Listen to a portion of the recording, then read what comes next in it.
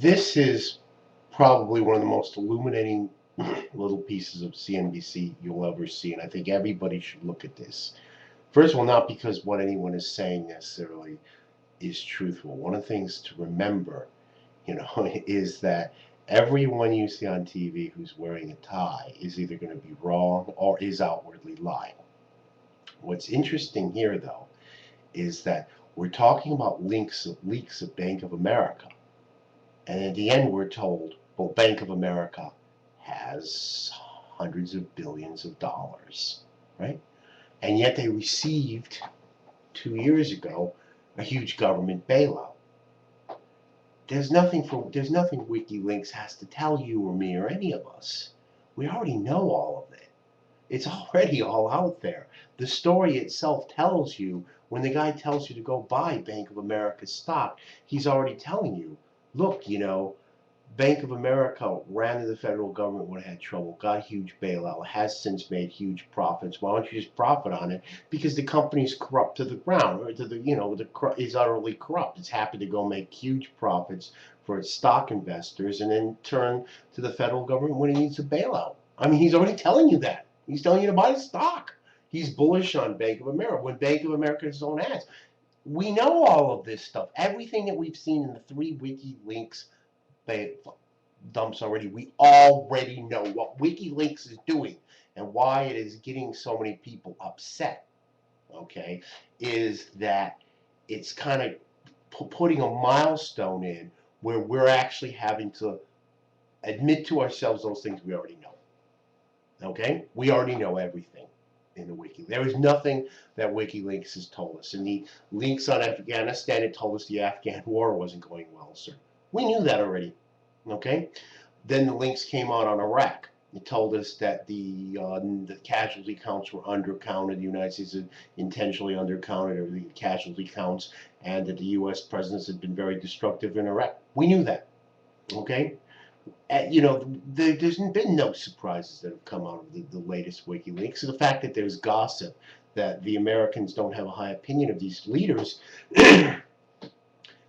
Was anybody surprised that Berlusconi is a drunken womanizer? Was anybody surprised that Cameron was seen as when he said he was going to slash government spending 20%, that the people the Bank of England would think that he wasn't aware of actually how difficult that was, and that people had tried that, and it's actually to cut costs 20% while not harming frontline services is something that people are trying to do all the time. It's called make a profit, and it's actually really hard. And you have these guys who've never done it. Well, was anyone surprised? Was anybody surprised that Merkel is uncreative and risk averse? Was anyone surprised? I mean, I was a bit surprised that Gaddafi had a Ukrainian mistress, but it didn't really shock me. There was no surprise that the Arab states hate Iran. That didn't surprise me at all. That a lot of Arab leaders see the Iraq war as, well, they all see it as a failure and are just waiting for the democracy to collapse. That the Chinese were behind hacking Google, that Russian state has close ties to Moscow. We knew all of this, okay? And we know this about Bank of America. We know they're corrupt. We know they're rotten. We know they're the kind of people who fuck up, go to the federal government, beg for a ton of money, and then a few years later have guys in suits going up saying, go buy up their stock because they've got hundreds of billions of dollars sitting on the books. We don't want to know what our own world is like. And this is the thing that we have to stop thinking about WikiLeaks. We'd like to think, and particularly you look at like Sarah Palin and stuff, like to play the myth that there's something that can be done about all of this, that Assange can be gotten, that he's harming it or anything like this. But the fact of the matter is it's quite different. I mean, there's no new information, there's no operable intelligence information really coming out of this that I can see. It's just that all of a sudden the media and the press have an event, this leak that embarrasses the Americans and embarrasses all the world and has all this salacious tabloid gossip. They suddenly have an event to put down in writing that which is totally obvious, and the very fact that that we can't control the internet anymore, we can't distribute information, that's also obvious. This is simply a moment with the WikiLeaks, where we kind of stop and see sort of the cage that we're in. Okay, we are in this cage, and suddenly we see we're in the cage. And what I find the funniest thing is the people who think Assange is a hero and love WikiLeaks somehow thinking that all of this revelation of the cage. I mean, the saddest thing about this entire event is that, if anything, we're just seeing how utterly helpless we are, how entrapped we are.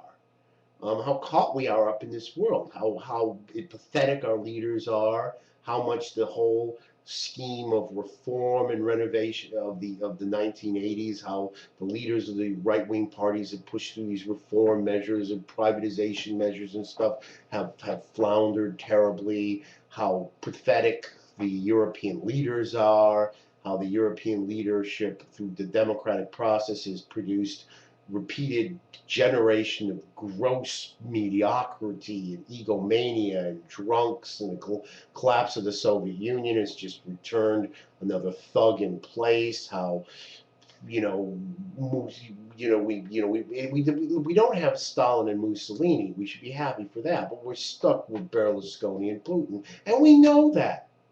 There's nothing we don't know. We know this already. We know everything in there. It's just all of a sudden we're made uncomfortable because we're forced to talk about it. But that will pass. Okay? They're going to keep, at some point, WikiLeaks dumps. Other people will start doing it, and these dumps will become so routine. And the fact is, this kind of information is being leaked continually, and it will just go back into the background buzz of information. You just need to turn CNBC on and actually listen to what these guys on Suits actually are saying. And you already know the story, but we don't do that. And at some point, WikiLeaks, because it's sort of a new way of dumping information, massive information on us, has got our attention. But it will fade back into the background again. And we will go back into a world where we move through our world like robots with all the information beforehand. You know, we look back at it and all the busts that have happened over the past, we've been plagued by these economic busts. Each one of them was totally obvious. I mean, who didn't know that the housing market in the United States was going to fall in 2006? I mean, who really didn't know? Now, the estate agents that I knew in the United States knew it. You know, it was common knowledge. I mean, who didn't really know that IT stocks were going to collapse? It's all there. Everything is already there. It's just we don't know how our world is, and we're stuck. We think we're the coyote over the canyon, and if we don't look down, we're fall. And we are convinced that the reason that the coyote falls down is because he looks. But that's not how canyons really work, and it's not how the canyon that we're over works.